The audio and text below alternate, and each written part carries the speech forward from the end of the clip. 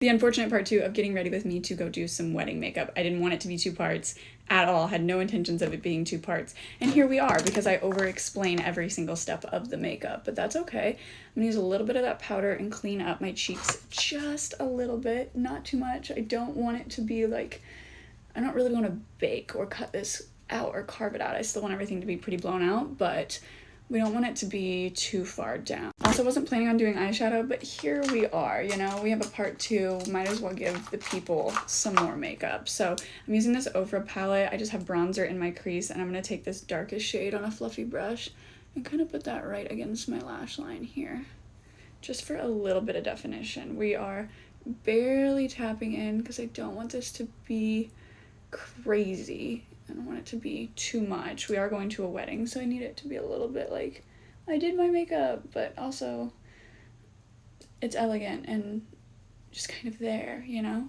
I don't know if that makes sense. I'm gonna take a smaller, like more angled brush so that I can get this pulled into my lash line a little bit without going too much on the lid, just to give it more of like a angle, so that my eyes have like a faux kind of cat eye effect. Do you see that? Is it happening?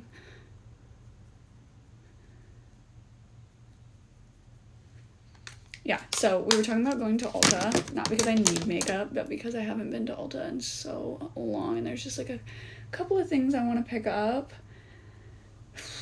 I don't know if we'll make it there today. My hair is driving me crazy, but it's fine because we're gonna wear a hat today.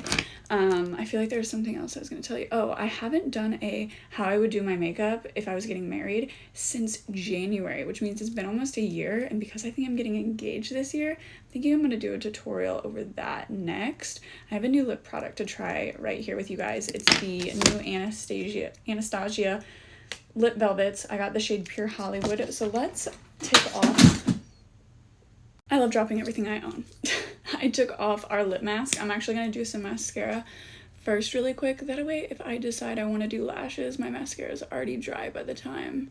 This is the Huda Beauty One Coat, and I really like this mascara. All right, while that dries, we're going to do the Pillow Talk 2 in medium and line our lips.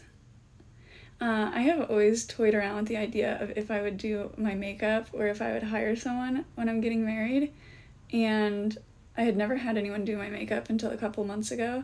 She was a very, very, very talented wedding makeup artist, and it looked so freaking good. So good, you guys. Her name is Joy at the Artist Edit in St. Louis, and she's just so talented. Her whole team is talented, truly.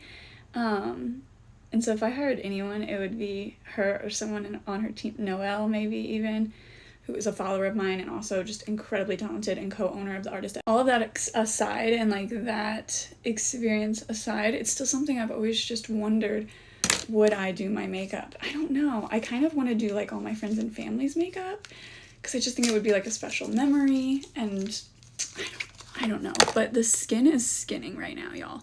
She looks good. This is what the component looks like, okay? Twists off. And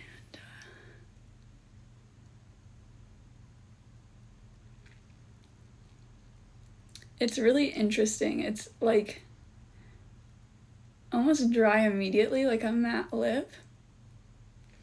Like a matte liquid lipstick. But it truly looks kind of like a velvet.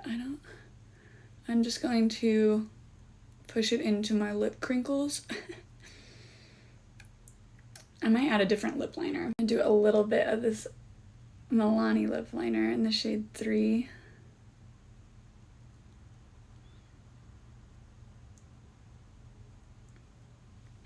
I wasn't really expecting to like it. I don't know why I wasn't expecting to like it. It does look a little bit drying, like you can tell it's truly matte on the lips, but it feels very, very, very thin, like a very thin. So I can see myself loving these.